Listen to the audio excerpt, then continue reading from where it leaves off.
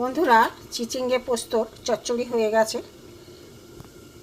এই রেসিপি দিয়ে এক থালা ভাত খাওয়া হয়ে যাবে একটা পদেই।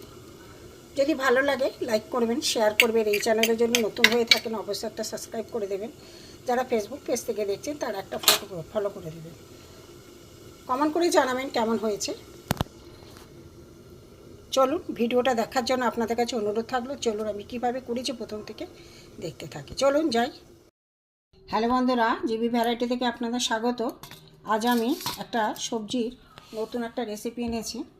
দেখুন, এখানে আছে চিচিঙ্গের একটা সম্পূর্ণ নিরামিষ রেসিপি করব। দেখতে থাকুন। চিচিঙ্গাটা প্রথমে আমি গাটা ছুলে নেব, নিয়ে আমি সরু সরু করে কেটে নেব। দেখতে থাকুন বন্ধুরা। চিচিঙ্গে দেখুন গায়ে একেবারে খোসাটা একেবারে চেঁচে নিয়েছি। এবার সরু সরু করে পাতলা পাতলা করে কাটবো। বন্ধুরা, এখানে দু রকম সর্ষে আছে, এখানে পোস্ত আছে।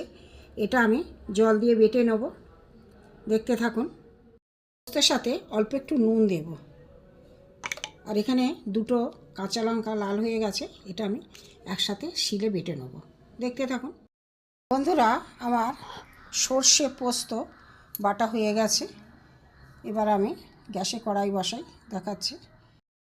বন্ধুরা, গ্যাসে কড়াই বসিয়ে দিয়েছি, দিয়ে আমি তেলও দিয়ে দিয়েছি। তেল গরম হয়ে গেছে। এখানে আমি একটু কালো জিরে দিয়ে দেবো।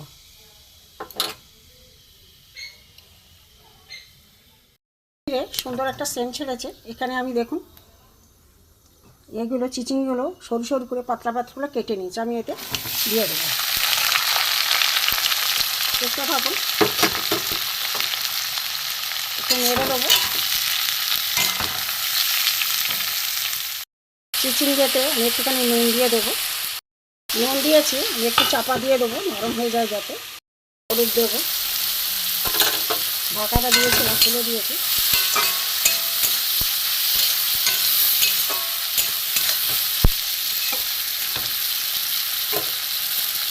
আবার ঢাকা দিয়ে দেবো। এখানে আমার সর্ষে আর পোস্ত বাটা, পোস্তটাই বেশি। পোস্তটা এর সাথে একটু ভেজে নেবো। একটু কাঁচা লঙ্কা দিয়েছি।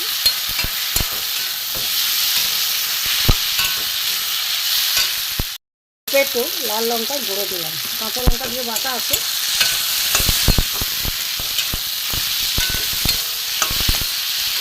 একটু ভাজা ভাজা হোক। একটু ভাজা ভাজা হয়ে গেছে। অল্প একটু আমি জল আমি দিয়ে দেবো। একটু সেদ্ধ হয়ে যাবে চিচিঙ্গে।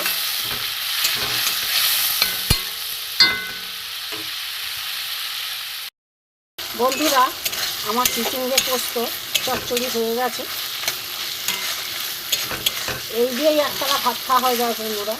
সম্পূর্ণ নিরামিষ। যারা নিরামিষ খেতে পছন্দ করে, যারা নাও করেন তাদেরও ভালো লাগবে। পোস্ত জিনিসটাই ভালো। দেখুন, এবার আমি নামিয়ে দেখাচ্ছি। আমার চিচিঙ্গে পোস্ত চচ্চড়ি হয়ে গেছে।